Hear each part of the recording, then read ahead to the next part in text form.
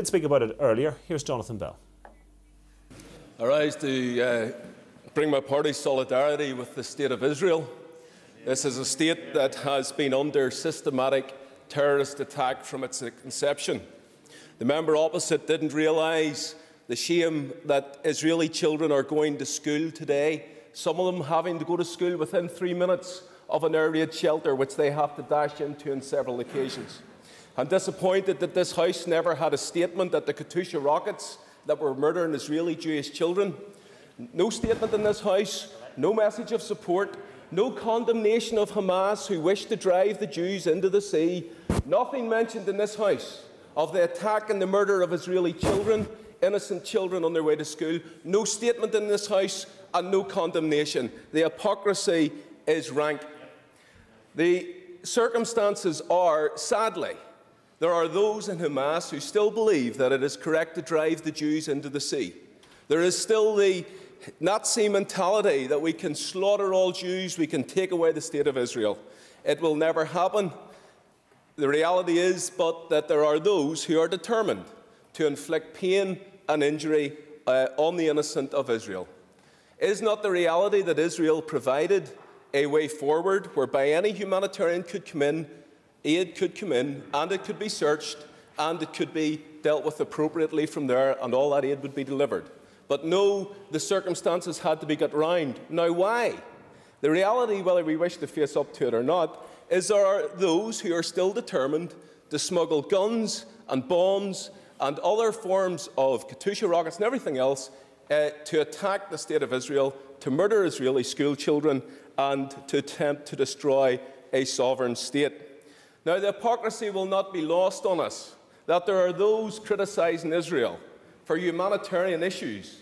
These same people who were quite happy to take a single mother of 10, to strip her, to torture her, to murder her, and to leave her lying at the side of a road. And these are the people who are telling us about humanitarian aid. With respect. Order. I know the member wants to raise a point of order, but I mean, it's absolutely clear that point of order cannot be taken during the debate. But also, could I remind the whole House, let us try as far as possible and stick to the regional debate, which is vitally important as well. Mr. Bell, continue. There is a way forward in all of this in humanitarian aid, and that is to follow the guidelines that were set down. But with respect, those who have been prepared to shoot disabled police officers when they're off duty and sick and on disability pensions, we will not take lectures on humanitarian support. Israel will not be driven into the sea, and it is like pushing water up a hill to attempt to destroy that State of Israel. Follow the international guidelines and the humanitarian aid can come in. I deprecate the loss, as any Christian will, of loss of life. But let's be absolutely clear, the State of Israel has a right to defend itself against attack, and so it will. Members' time is up. Well, Jonathan Bell has managed to make it to the Stormont Live studio. He's with us now. Thanks. Just pick up where you left off there. Israel has a right to defend itself, but it wasn't under attack. This was a humanitarian flotilla of ships. Well, Israel has been systematically under attack from Hamas, as you know, and we know Israel is the only functioning democracy in the Middle East. It's the only liberal democracy. It's the only democracy that allows women's rights in their appropriate place in society. So it's a very good state to be associated with. Israel has, in the last number of months, had a series of rockets fired on them. I know Israeli school children who have to go to school every day, and a bomb shelter has to be built every 3 minutes along their route that they have to dash into when they're under rocket attack.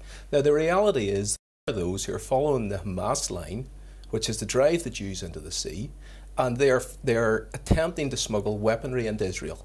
But now, even supporters of Israel's position, though, are shocked at this action, and many think, at the very least, it was badly handled and it was a mistake to mount this kind of operation. You see, maybe I'm sympathetic because when I taught English in Poland, I saw the thousands of Israeli Jewish children's shoes in Auschwitz, where the Nazi mentality tried to murder them. The same mentality that Hamas is using.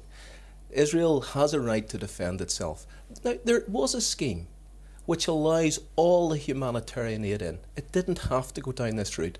And to be frank, I don't see much humanitarian support in throwing Israeli soldiers off the top decks of ships, on attacking them with poles. Those aren't the sort of peace campaigners that I'm usually associated with. But what about Jerry Adams' point there? You say there was a scheme to allow humanitarian aid in. In fact, he's talking about an Irish ship which is still in waters near there, and there's negotiations ongoing. The Israelis are offering to take that cargo. However, he makes the point that the cargo includes banned substances, dangerous items such as pencils and cement, and therefore they don't want to hand it over because it won't actually get there. Well, I think you'll find realistically that the Israeli government have no problems with pencils.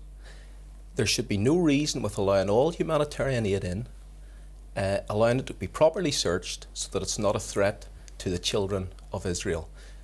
But let's go back to first principles. Israel was under attack. It wasn't that long ago the BBC were reporting and showing me pictures of the Palestinians throwing each other off the tops of buildings in Gaza and elsewhere. This is a democracy that has come under terrorist attack. It has to be allowed to defend itself. Now, the humanitarian aid can come in. The Israelis, as I understand it, have said it'll be appropriately searched and allowed to go through. If people are genuinely trying to do that, surely that is the way forward.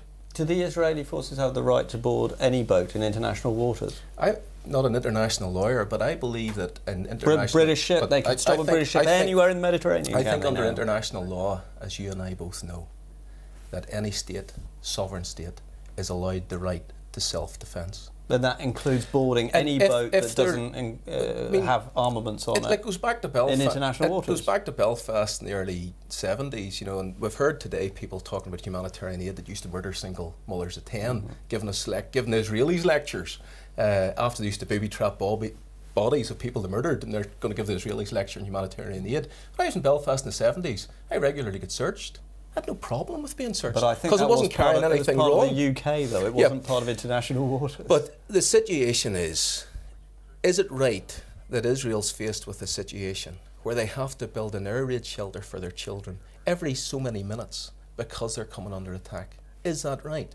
No, it's not right. Is it right that Hamas should have the vision and the determination to drive the Jews into the sea the same way the Nazis did? No, that isn't right. If we're talking about perfection, then I don't think any state in the Middle East is perfect. But if I was taking a continuum in terms of democracy, in terms of women's rights, in terms of the democratic vote, and I was listing the states in the Middle East, Israel would be as close to perfection before all the others. Okay. Jonathan Bell, many thanks indeed. Thank you.